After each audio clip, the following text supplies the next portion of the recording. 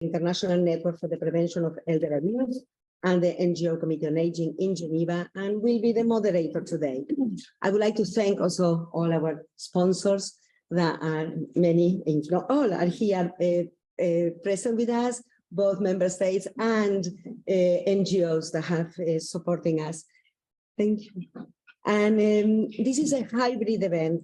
It's hybrid, and we have systems going on here, so please bear with us that there may be a little technical glitches here and there, but we hope that will be no problem, and we thank you for your patience. So we have a few guidelines that I want to go. This will remote simultaneous interpretation in English and Ukrainian for those who are joining us from Ukraine. And I would like to share a few guidelines on online participants. Please, to access interpretation on the Zoom, you click the interpretation button on the bottom of your screen, click on the language, and so you can listen to the language that you have chosen. And we will have live captioning that is already there on the screen. And we have a request for all, and I should listen to that recommendation myself, to the presenters to don't rush too much with your words, although we have to be brief, but please speak clearly, because sometimes there is a little delay with interpretation, and so we really need to give interpreters the time to interpret us and to come online and introduce yourself, or I will introduce you, and there. So the interpretation and the captions will be as good as the sound is. So again, and thank you. So I take also this opportunity, of course, to really thank the team of interpreters and captioners supporting us today, and the back end office of Amnesty International, who are in big numbers supporting us today and making this event possible. So today's timely discussion, older persons' experience of war and displacement in Ukraine, will focus mainly on the report by Amnesty International, I Used to Have a Home. Laura Mills from Amnesty International, researcher and author of the report, will present her findings. So we have a distinguished panel with us. We have Todd Howland, Chief of Development and Economic Social Issues Branch of the Office of the High Commissioner for Human Rights. We have Gerard Quinn, Special Rapporteur on the Rights of Persons with Disability. We have Claudia Mahler, Independent Expert on the Enjoyment of All Human Rights by Older Persons. Laura Mills, Researcher, Crisis Response Program, Amnesty International, and author of the report I mentioned. We have also online Larysa Bayda, from the National Assembly of People with Disabilities in Ukraine, and Jaime Nadal Roig, the UNFPA representative to Ukraine. And we have the honor to have with us Her Excellency, Madame Yevgenia Filipenko, Ambassador of the Permanent Mission of Ukraine to the United Nations Office and other international organizations in Geneva. She will honor us with her concluding remarks. So without any delay, I said time is short, I will have the pleasure to give the floor to Todd for opening remarks, and I think some more than just opening remarks, right, Todd? That's right. Thank you, moderator. Excellencies, distinguished delegates, colleagues, I'm honored to address you today at this important side event on older persons' experience of war and displacement in Ukraine. I would like to thank the International Network for the Prevention of Elder Abuse, Amnesty International, and the NGO Committee on Aging here in Geneva, as well as the co-sponsors for organizing this important event.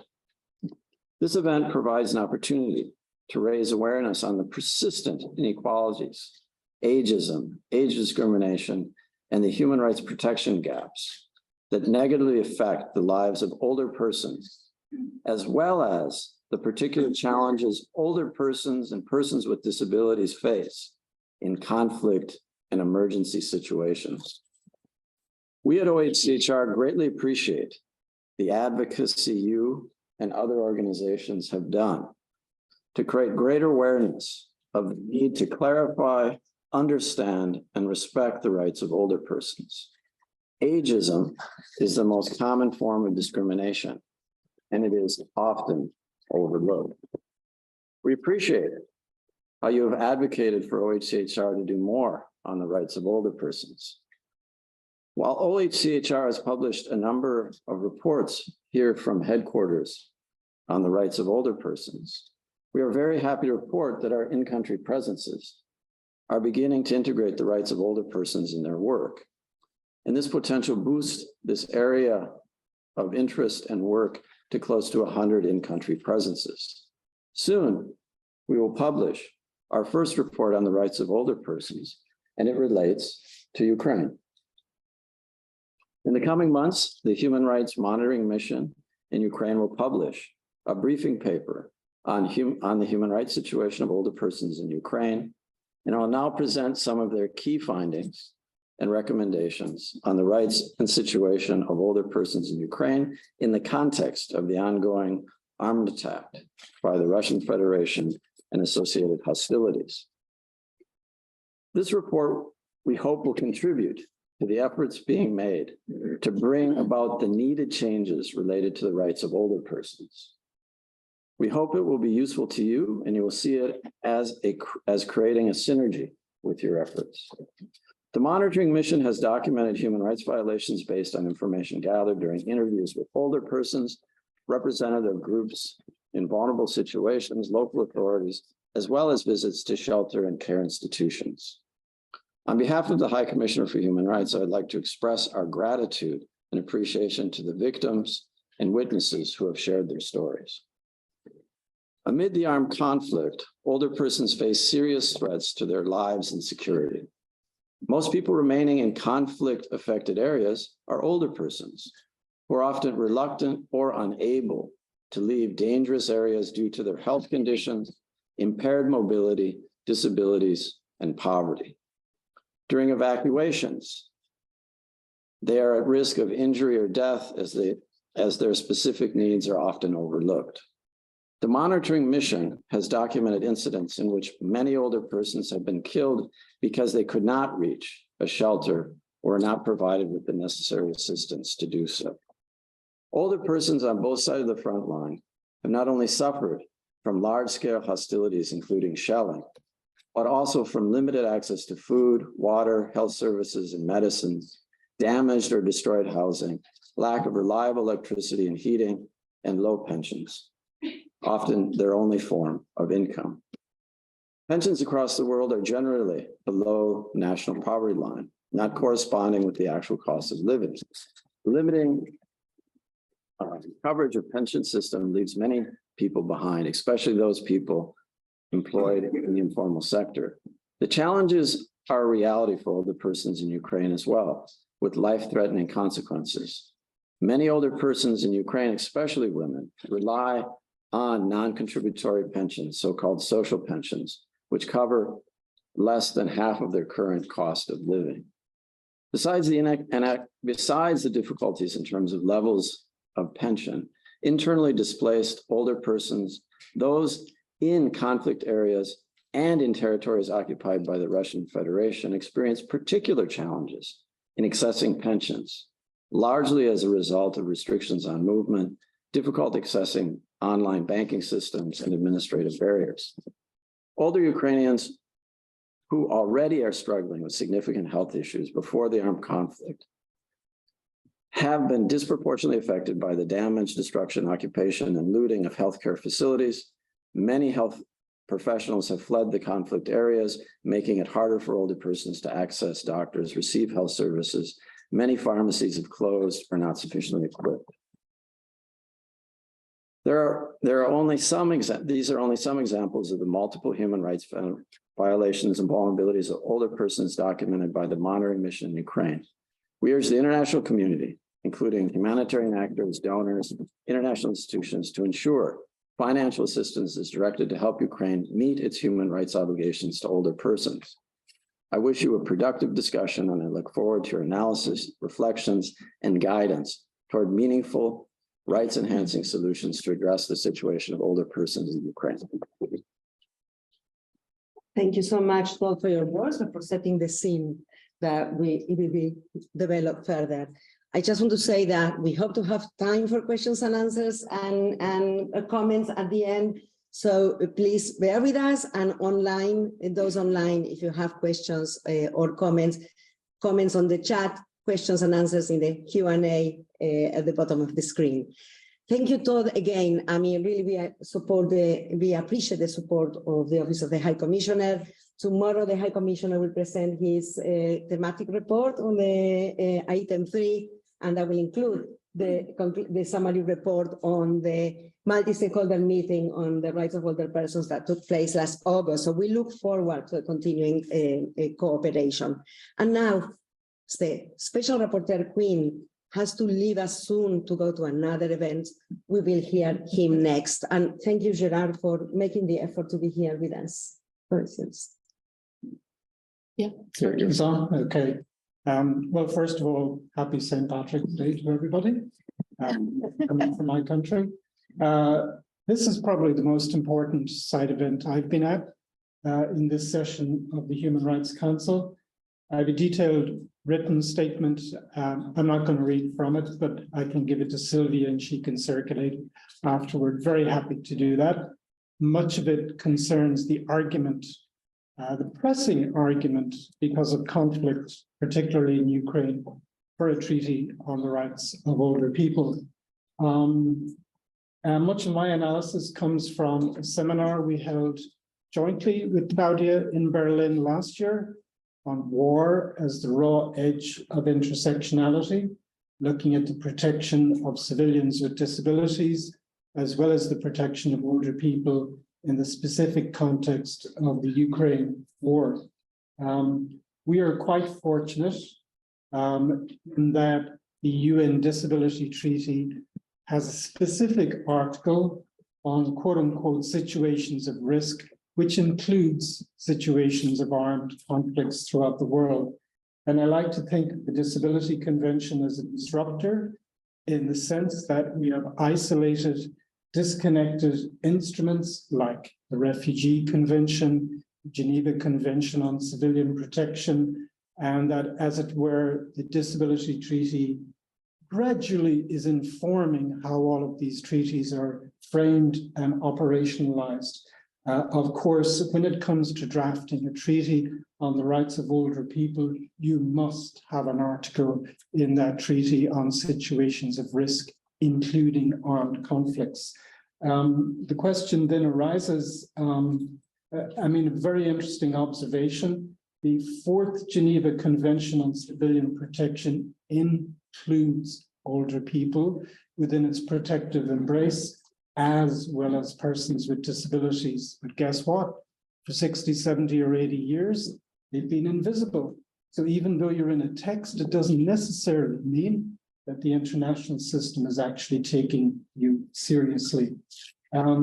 What's the added value of covering conflicts within an instrument, and why is it important when we get to talk about a treaty on the rights of older people? I think it's valuable or important for 2 reasons. First of all, it sensitizes these instruments to the real life situation of the forgotten group. And that is especially true for people with disabilities under the 4th Geneva Convention, and ought to be true for older persons in all armed conflicts. And I think the second added value is that it brings something different to the table. The 4th Geneva Convention on Civilian Protection is about that. It's about protection. But actually, to include people properly in protection, you must have an overlay of a philosophy of inclusion as well. And I'm glad to say that the ICRC, and as well as other bodies, fully get this, but not yet for older people. And that remains the challenge. And that is, I think, why we actually need a treaty on the rights of older people. In terms of the peculiar and unique vulnerabilities faced by older people, they're rather similar to people with disabilities. There is, of course, the phenomena of institutionalization which for one reason or another, most cultures accept as normal for older people, even though hopefully we've gone beyond that with respect to persons with disabilities. And that creates unique vulnerabilities. You've also seen how evacuation procedures are particularly difficult for older people. And indeed, if you've spent your life in a particular place, as I have on the west coast of Ireland, your identity is very much bound up in place, and it's extremely difficult. It's almost soul destroying to be forced to evacuate, even in situations of harm or risk. Also, and we know this from our own conflicts in Ireland and elsewhere, people with disabilities and older people are uniquely vulnerable to becoming human shields, and they're easy pickings for reprisals, that is for sure. And the critical civilian infrastructure that the Fourth Geneva Convention protects is doubly important for people with disabilities as well as older persons. So my plea to you is that when you get around to drafting the treaty on the rights of older people, you most assuredly need functional equivalent of Article 11 in the Disability Treaty on situations of risk, including specifically armed conflicts. Thank you very much. Thank you so much, Gerard, for those important words. And we know you have to go, so I appreciate it again. And but we will carry on the conversation in this. Thank you. So now I will go to Laura Mills. She will present the report that we announced. Right? Thank you, Laura. Hey, thank you all so much. Thank you to our wonderful panelists. We're so grateful to have you. And Gerard, particularly, thank you for those words on the need for a convention. That is something that Amnesty also very strongly supports. So welcome, everyone. I'm just going to sort of briefly talk about the findings from our report late last year that was released. It's called I Used to Have a Home, and it focuses on human rights violations against older people in Ukraine. You might be asking, why Ukraine to focus on this issue? First of all, 23% of the Ukrainian population is over 60 years old, making it one of the oldest conflicts in the world. 50% of displaced families have a member who is over 60 years old. And Amnesty has done similar work in other conflicts, such as Northeast Nigeria, Myanmar, and we often find that older people are overlooked and unseen. And it is a priority for us as an organization to highlight the unique ways in which they are impacted by armed conflict. So next slide, please. Very briefly, this is just sort of a look at the regions that we visited in Ukraine, the ones in yellow and blue. And, we spoke to more than 200 people, over 100 of them older Ukrainians themselves. We also visited state institutions, temporary shelters, spoke to people living in the community. Next slide. Okay. So one of our key findings was that there is a disproportionate risk from attacks. So as the other panelists have mentioned, older people are much more likely to stay behind in areas that are impacted by the conflict. And this can be for various reasons, whether because they're unable to evacuate, because of physical or other disabilities. Accessing information about evacuations is difficult because a lot of older people don't have access to the internet, or as Gerard said, because they are reluctant to abandon their homes or do not have the resources to move. And so these are actually statistics that were provided to us by the Office of the High Commissioner in Ukraine. So in the first 6 months of the conflict alone, older people made up 34% of civilian deaths and 28% of injuries for the deaths that an age was known. And that is a disproportionate number, obviously. And if you go to any part of Ukraine that's affected by the conflict, looking at humanitarian lines for humanitarian aid, all you will see is gray hair. And the same has been true since 2014, since Russia's first attack on the country. there is also a huge risk for older people when it comes to areas that are under Russian occupation. So a lot of older people, and this has obviously nothing to do with, political affinities, but they're more likely to stay behind in areas that are under occupation for the same reasons as I mentioned before. And we don't have concrete numbers, but there are some suggestions, for example, in Mariupol, where the population has obviously fallen precipitously since Russia's brutal attack on that city, but the proportion of pensioners has actually risen, at least according to officials there. And, this is a huge problem because Russia has largely blocked humanitarian aid access to those areas, meaning that older people living there, they don't have access to any kind of healthcare services for the most part, and they have very little access to medications. So just as one example, we spoke to a woman from Kharkiv region, which was under Russian occupation for many months. Her brother was 65. He had a stroke. He was admitted to the hospital. The hospital had no running water, no electricity, no medications. He had to be discharged the next day because there was nothing that they could do for him, and he died several days later. Another problem that we documented, so Amnesty also issued a separate report late last year that included a focus on that was focused on the crime of forcible transfer and deportation. So this is a war crime, and our assessment is that it's a likely crime against humanity. And, we looked at the impact on, within that report, we also looked at the impact on specific vulnerable groups. So we looked at children, which is obviously a huge concern, the forcible transfer of children to Russia.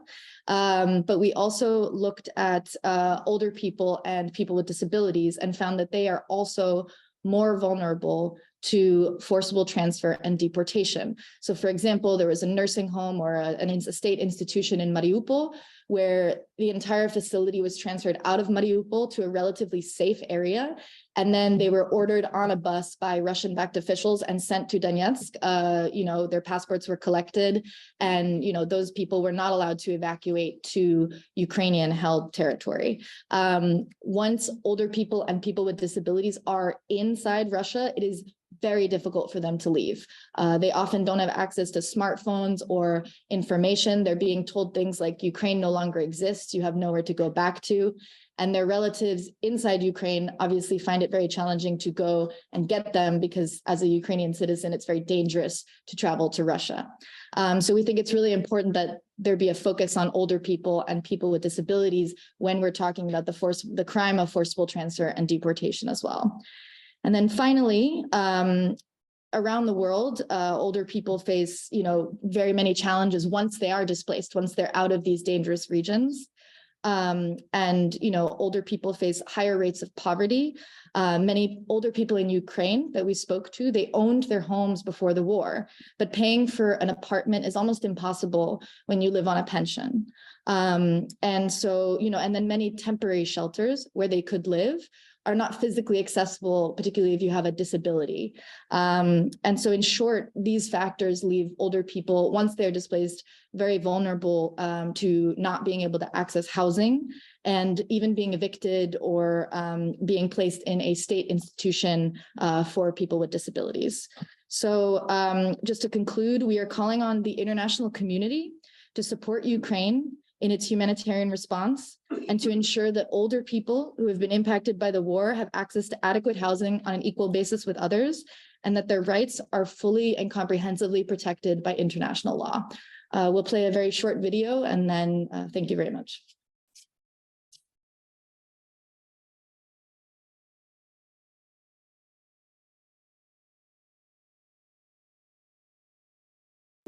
Вот там было, все сгорело у меня. Вот там я пряталась, да, в этом ямке можете сфотографировать.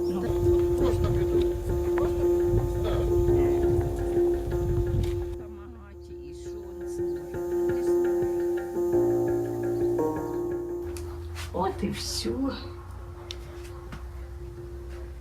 Вот я залажу и тут.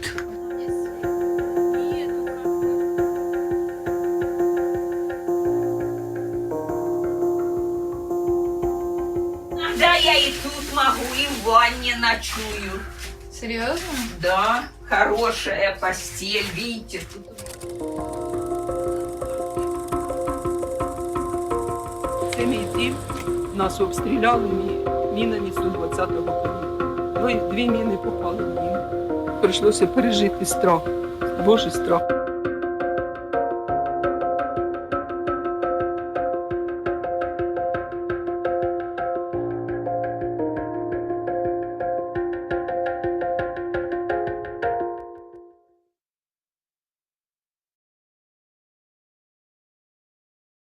We carry on after strong images, hard images, and hard findings. We carry on, and I will give the floor now to the independent expert on the enjoyment of all human rights by older persons, Claudia Mahler. Thank you so much. And I would really like to thank the organizers and the co-sponsors and everybody who is here in the room. And as my colleague already said, welcome to the most important side event at this session. As you already have heard, and as you have seen in the images which were just shared with us, older persons are among those who are the most affected by armed conflicts. Yet there is a lack of information about the experiences of older persons in times of war. More research is needed to assess the specific needs of older persons affected by armed conflicts. That is why I congratulate Amnesty International for their report called I Used to Have a Home. This is the older person's experience of war, displacement, and access to housing in Ukraine. And I'm really happy that it was published already in December 2022. In a country where nearly 1/4 of the population is older than 60 years old, the report sheds a much needed light on the devastating impact of the war in Ukraine on older persons. In Ukraine, like in any other armed conflict situation, older persons are often left behind by people fleeing the conflict because they are either reluctant or unable to leave their homes. As we heard already, many of them are living in institutions or living in devastating circumstances. Amnesty International's report that older people have made up a disproportionate number of civilian deaths and injuries.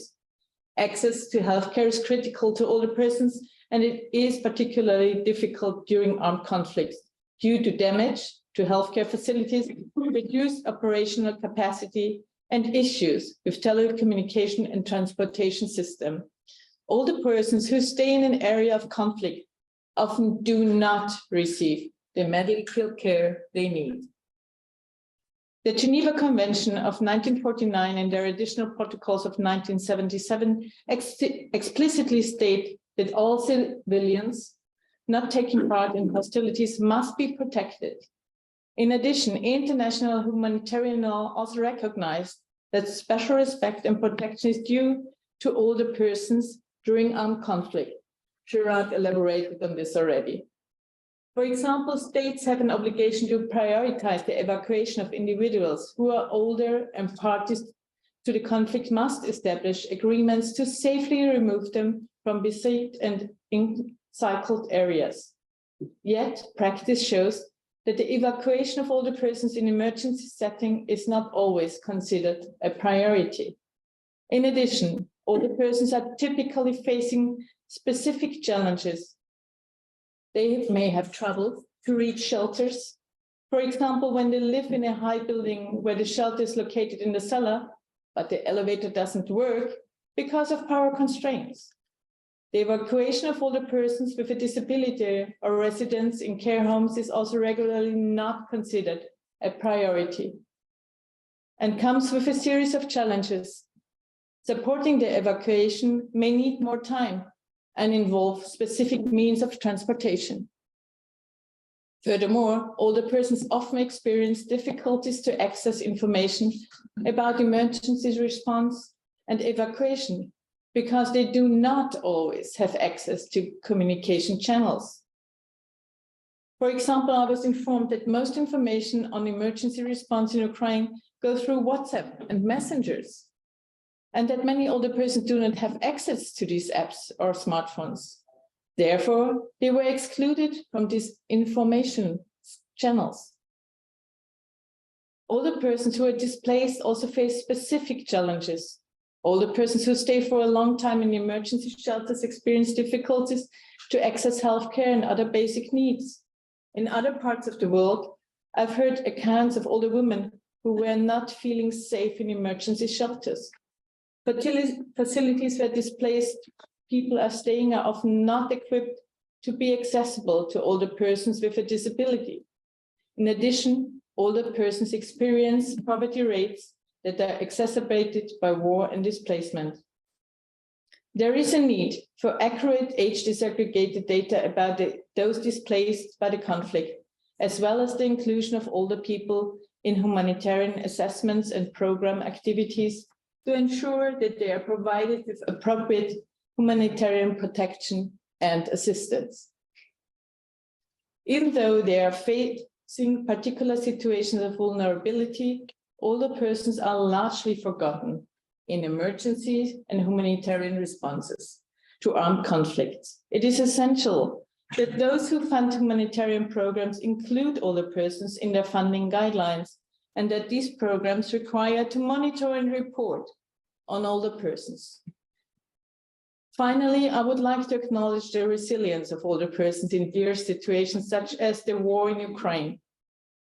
Listening to the voice of older persons and ensuring their participation in humanitarian response and in peace process is key to ensure that their specific needs are considered. I thank you for your attention. Thank you so much, Claudia, for reminding us that governments have obligations towards older persons and persons with disabilities too. And now we will go to our panelists on Zoom. And I first invite Larysa Bayda to take the floor. Larysa from the National Assembly of People with Disabilities in Ukraine. Larysa, the floor is yours. Доброго дня. Дякую за надану можливість виступити. Я представляю об'єднані організації людей з інвалідністю, які працюють з перших днів війни, надаючи допомогу людям з інвалідністю та людям похилого віку в різних областях України. Я буду намагатися бути їхнім голосом, щоб донести всі питання, які виникають у них в зв'язку з війною, що відбувається в Україні. Наступний слайд. Внаслідок війни і військових дій люди з інвалідністю в Україні, похилого віку люди, стали надзвичайно вразливими та потребують додаткової підтримки.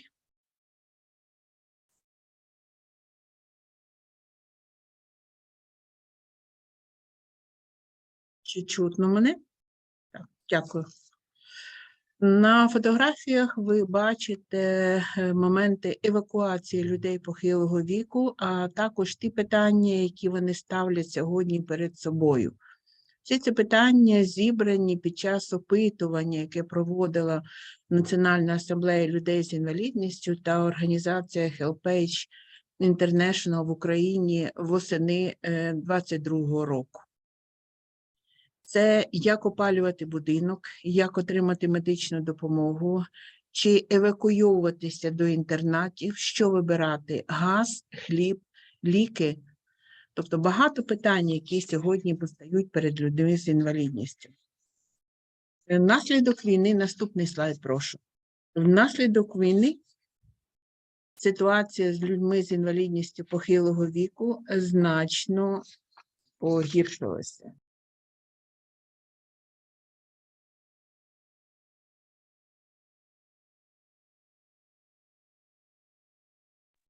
Важкий психологічний стан багатьох людей похилого віку через втрату рідних, самотність, постійні обстріли, відсутність інформації в доступному форматі, відсутність надії на повернення додому.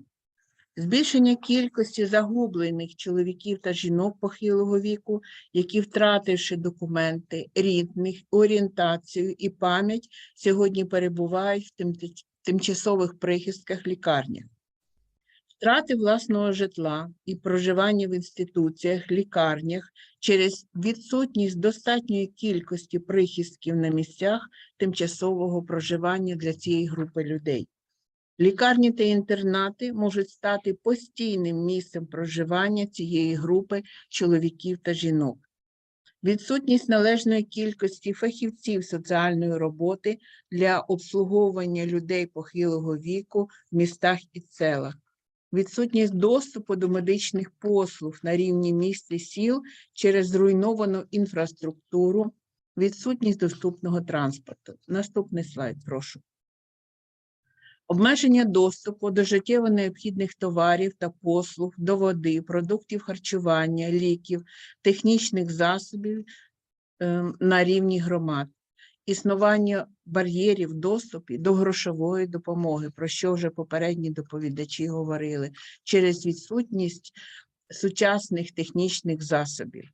Ви бачите на слайді, це моменти евакуації людей похилого віку, відсутність доступного транспорту для горизонтальної евакуації. Це евакуація з Донецької і Луганської областей. Наступний слайд. Національна асамблея людей з інвалідністю занепокоєна ситуацією щодо відсутності офіційних статистичних даних щодо кількості осіб з інвалідністю та осіб похилого віку, які залишились на території України, кількості осіб, яким була надана гуманітарна грошова допомога, кількості осіб похилого віку, які піддавались жорстокому поводженню, приниженню людської гідності зі сторони російських військ. Відсутність належної кількості доступних, пристосованих для людей з інвалідністю і похилого віку прихистків. Тут ви бачите прихисток, який створений на базі громадської організації нашої, і люди з інвалідністю, які і похилого віку, і стратою зору переміщаються по ньому, допомагаючи один одному. Недостатнє включення в міжнародні програми гуманітарного реагування, грошової допомоги людей похилого віку, які проживають в маленьких містах і селах. Відсутність фінансового ресурсу на місцях для забезпечення державних гарантій для людей похилого віку, в тому числі з інвалідністю, що мають надаватись за рахунок місцевих бюджетів. Це соціальні послуги, вироби медичного призначення, засоби реабілітації, транспортні послуги та інше. І що саме головне, що ми побачили? Відсутність постійного моніторингу ситуації з людьми з інвалідністю та людьми похилого віку під час війни. Тому одне із необхідних завдань, яке виникає сьогодні перед нами, це всім разом адвокатувати питання людей похилого віку і людей з інвалідністю для того, щоб вони були враховані в всіх політиках, стратегіях щодо надання гуманітарної грошової допомоги, питаннях відновлення України, питаннях реконструкції, це відбудови житла, доступі до медичних послуг, в питаннях деінституалізації. Звертаємо увагу всіх присутніх, що ситуація в Україні та кожному окремому регіоні швидко змінюється. Тому при прийнятті рішень ми маємо бути гнучкими, постійно моніторити ситуацію, щоб нікого не залишити осторонь. Для участі в всіх процесах прийняття рішень, що їх стосується, цих людей, мають бути залучені організації людей з інвалідністю та людей похилого віку. Тоді рішення це будуть прийняті за їх участь. Наступний слайд, прошу. Попри всієї важкої ситуації, яка сьогодні відбувається в Україні, тут на слайді ви бачите, де люди, жінки і чоловіки похилого віку зібрані в одному з прихистків. Вони просто так сидіти не можуть. І прошу наступний слайд покажіть. Вони всі вірять в перемогу і намагаються допомогти Україні сьогодні, як ніколи. Наступний слайд, прошу. На фотографіях ви бачите жінку, їй 93 роки. Вона виготовляє разом з своєю дочкою окопні свічки. На іншій фотографії ви бачите чоловіка, йому 71 рік, він проживає в сільській місцевості і він допомагає, закриває консерви для військових. Тому народ, де на боротьбу з агресором піднімаються всі, в тому числі люди похилого віку, перемогти неможливо. Ми віримо, що Україна переможе і ситуація з в цій сфері зміниться найкраще. Слава Україні!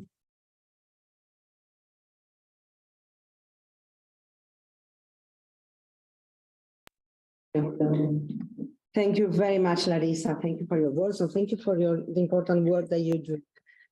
And in respect the time, I will go straight to Jaime. Jaime Nadal, UNFPA representative to Ukraine. Please, Jaime. Thank you very much, Madam Chair, Excellencies, distinguished delegates, and partners from civil society organizations. Let me start by adding my voice in thanking the organizers for such an important event, and of course for extending an invitation to UNFPA to provide our insights. In the areas most affected by the war, particularly in the east and south of Ukraine, and after the massive displacement of population to safer locations in central and western Ukraine, as well as abroad, those who remain in their homes and villages are overwhelmingly older people, and the majority of them are actually older women. Those who preceded me have also presented numerous evidence of the dire situation they confront. The suffering, the destruction, and the death brought about by the Russian full-scale invasion and war is simply unprecedented. At war, not only are they more exposed to all that was described by the previous speakers, they also have less access, if at all, to assistance, as many of them stay in areas where there are still active hostilities, where humanitarian access is either non-existent or it is fairly limited. Compounding this situation, access to information and humanitarian assistance, oftentimes provided through mobile solutions, do not reach many of them. According to a research by HelpAge International, about 82% of them feel distressed and 76% of them feel anxious. Not just their physical conditions are dire, their mental health is also at stake. While all of the above concern older people as a group, the needs of older women are consistently higher for all the factors and dimensions considered, and they are also overly represented in older ages. Let me say a few words about those who are left even further behind. Older people in institutions. According to data from the government, as of 4 November 2022, 7 institutions for older people and people with disabilities were relocated, 11 could not be evacuated, and 3 were either destroyed or damaged. We just have no information on the number of older people, nor on the conditions of those staying in institutions who could not be evacuated and remain in occupied territories. At UNFPA, and through the network of services and facilities that provide support for survivors from gender-based violence, we have provided direct assistance to 9,000 older women, and about 4,200 have been able to access the services of the UNFPA-supported National Psychosocial Support Hotline run by the NGO La Estrada. About 12% of women who have accessed the UNFPA-supported career hubs are women 55 and older. Similar proportions are observed in other services. They represent 20% of the beneficiaries of the psychosocial support mobile teams. They represent 14% of users of survivor relief centers, which provide specific assistance to survivors of gender-based violence, but with a strong focus on sexual violence, and 7.6% among those using the safe spaces for women and girls. When looking at older women's health, our network of mobile teams, 33 of them actually being operated these days in pretty much all over Ukraine, have provided direct services to over 30,000 women since November 2022.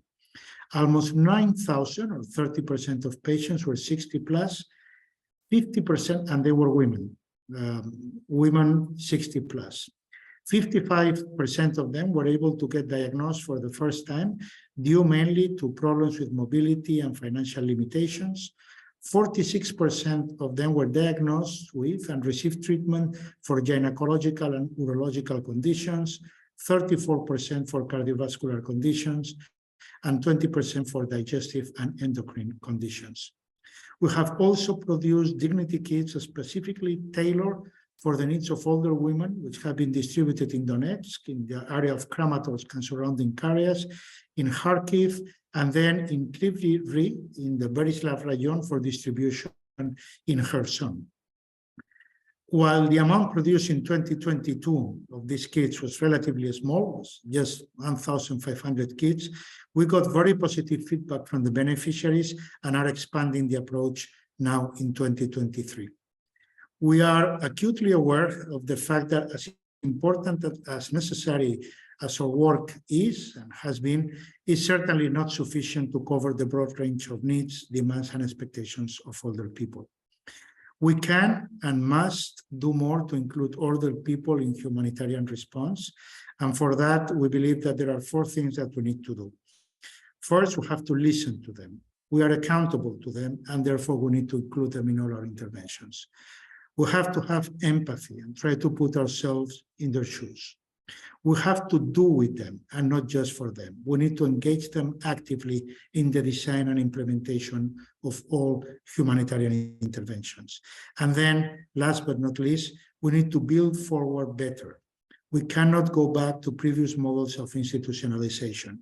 We have to enable older people to remain in their communities, accessing the services that they need. I thank you.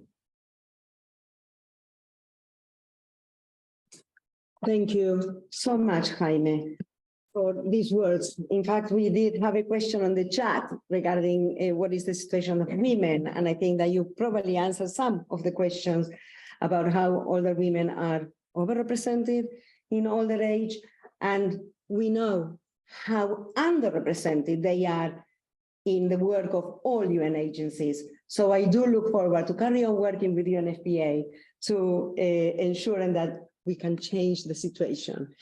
Now, we are in a tricky situation now because we don't have much time. I have one member say that requested the floor she promised that she had only 1 minute, and I will give her the floor, and I think she has a question. I may not have time to go back to all of us because I want to give time to the ambassador. So I will give the floor to Lithuania. The camera will not cut. Oh, maybe it will. But you have a microphone. Yes. Thanks so much. Thank you for organizing this important event, which sir, it is truly tragic to hear stories and facts about older persons and persons with disabilities in Ukraine experiencing so many devastating consequences of Russia's war of aggression. And I am sure that many of them still remember the Second World War and hope that they would never have to live through that again. As report states, this is the only ongoing conflict in the world today that affects such high proportion of older persons. Therefore, we fully agree that immediate action is needed in order to keep this generation safe, to help those who want to flee the war zone to find new home. Adequate housing, medical assistance should be ensured in all instances. Also, better use of existing legal instruments can eventually lead to enjoyment of old age in dignity and be fully embraced by society. In Lithuania, there are 75,000 Ukrainians now, almost 4,000 of them above 65 years of age. We provide all assistance they need, including by providing temporary accommodation, psychological support, organizing language courses, consulting them on any questions they have, providing financial assistance. Support to Ukraine and its people is a priority for Lithuania, and it will remain like that as long as they need us. I would like to ask the panelists, how do you see the future of older Ukrainians, and how practically international community could help those people who stayed in Ukraine, both older persons and persons with disabilities? Thank you. Thank you so much for that question. I think probably the ambassador will be able to give some ideas of how the international community can support older persons in Ukraine. And anybody else in the room would like to give a quick? Now, can you come, Florian, to the front? Can I bother you? We have here, you have Human Rights Watch that would like to say a quick word, very quick. Yeah, very quickly. Thank you so much. And I just wanted to briefly say, I mean, the research that Human Rights Watch has conducted in armed conflicts reflects, the findings of the panel, and we find that despite older persons being disproportionately affected by various violations and abuses in conflict situations, usually these abuses tend to remain invisible. And so this is a question generally to what kind of steps the Human Rights Council could take to ensure that the need for enhanced protection of older civilians in armed conflict is recognized and addressed in a comprehensive manner throughout the work of the Council. Thank you.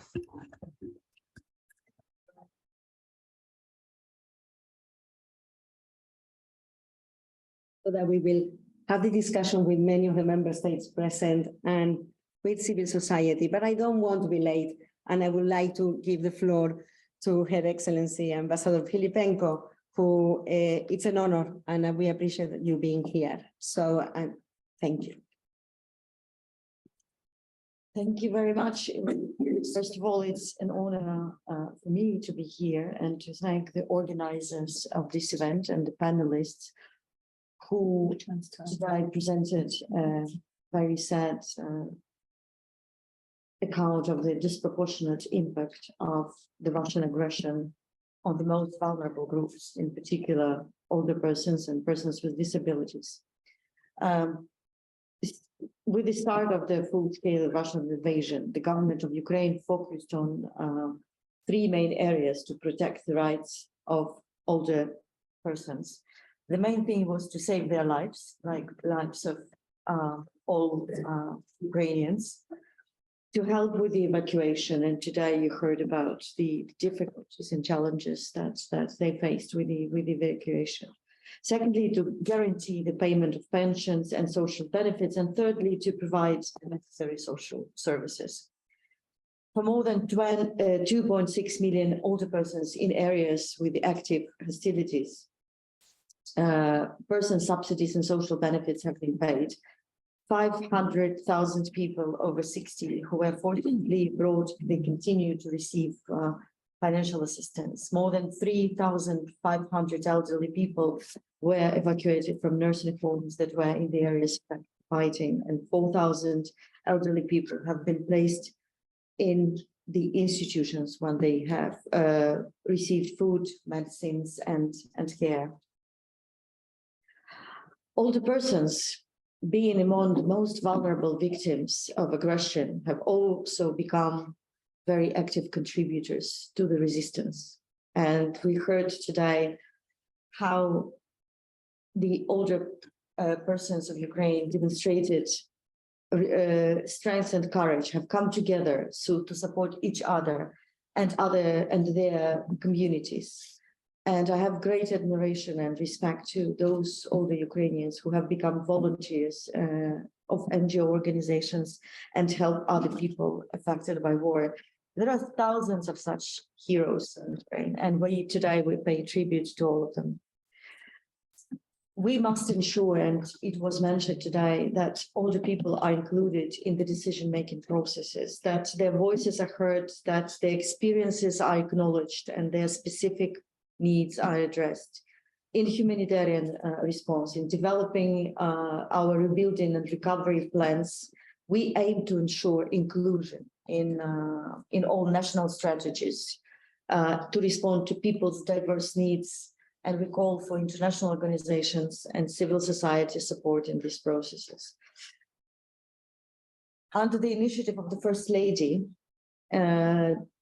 we developed a barrier-free handbook, an online project in which contains useful information and vital information for and about the most vulnerable population groups, families with children, older people and their relatives, people with disabilities. We express our sincere gratitude to all states that provide humanitarian assistance and shelter to the Ukrainian people, helping address their basic needs, create a safe environment for them. And we continue to call the international community and institutions to strengthen joint efforts to protect the rights of people of Ukraine and to take all possible measures to stop further suffering and violence against the most vulnerable. I thank you. Thank you so much for your words. And as I said, this event is also because we cannot just stand by and witness without getting recognition of what is going on and have a strong call for action that I think that all the speakers have done and yours. And I think that we will have to close soon. There were a couple of questions I said about older women, and there was a question that I received as well about, does the CRPD protect people older people in situations of conflict? And we have a question about how the Human Rights Council should engage more in the work of older persons, in how the treaty bodies should engage, and the questions whether we need another additional treaty, to protect particularly the rights of older persons. We have many questions. We will be happy, I'm sure that all of us will be happy to talk to you outside the room, as we have to vacate the room for the next side event at 1 o'clock.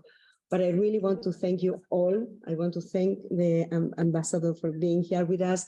I want to thank the interpreters. I really want to thank again the Amnesty International for all the technical magic that they've done here today, particularly Lisa, Julia, Constantine, Anna, and Maria behind the scenes. And I want to thank the panel, distinguished panel with us. And obviously, thank you so much for being here in person and online. Thank you very much.